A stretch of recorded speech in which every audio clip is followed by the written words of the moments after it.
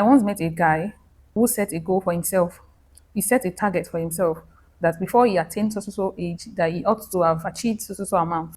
He kept pushing. It becomes so overwhelming that he becomes a shadow of himself. He becomes so shallow. He barely eats.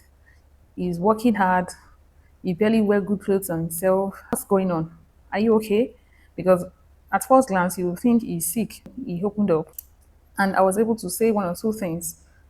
I hope he's doing fine. Pressure management. Almost every living person face pressure in their daily activities or their life journey. So not all pressure are tilting towards negative direction. Some pressure can be positive if properly managed.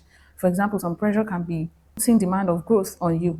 So you're giving specific tasks or you're giving yourself specific tasks, which is helping you to do more, to achieve more than you think you can achieve.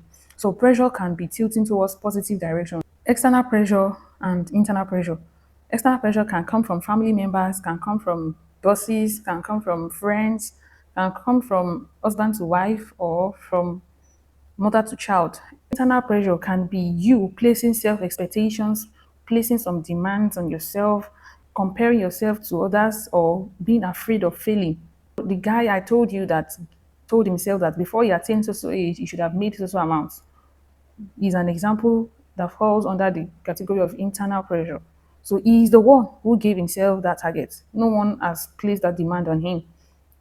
The pressure that you give to yourself into, probably due to comparing yourself. Oh, people at my age are already married. People at my age are already driving Benz. People at my age are already building houses. You compare yourself with people of your age or above your age or something. You give yourself, you expect so much from yourself.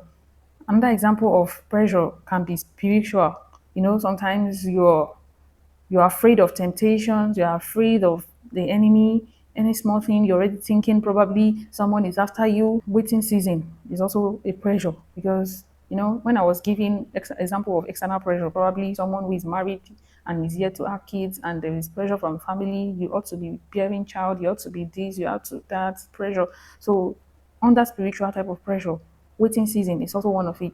In one of my previous sessions, I made mention that it is not easy to wait when you don't know when. And most times in waiting season, you don't usually know when. And total dependence on God. One thing is that we are sure that He's going to do it, but when He's going to do it is what no one knows. So waiting season can be kind of pressure, spiritual pressure. I will be stating some effects or dangers of pressure and how pressure can be managed. So one major effect or dangers of poor management of pressure is anxiety and depression. Anyone that is undergoing pressure is easily depressed. They are usually afraid. You are always working with time, like because there's usually a time frame. Let's assume you're given a target from your place of work that okay, by the end of this month you should have made 3 million, and you are almost at the end of the month. You've not even made up to a million. It brings fear. It brings depression.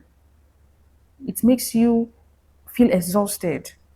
Like despite all your efforts, despite all your trying, still not close to it. So when pressure is not well managed, it leads to depression, it leads to anxiety, it leads to fear, it can even lead to death. Yes. When pressure is not well managed, when it's not properly managed, it can lead to death. I mentioned that it can lead to depression, and a lot of people that tried committing suicide are products of depression. They have tried all they could, made all efforts, you've tried everything out, and it seems not yielding, and you're depressed, and you think of, okay, the next thing is to just no.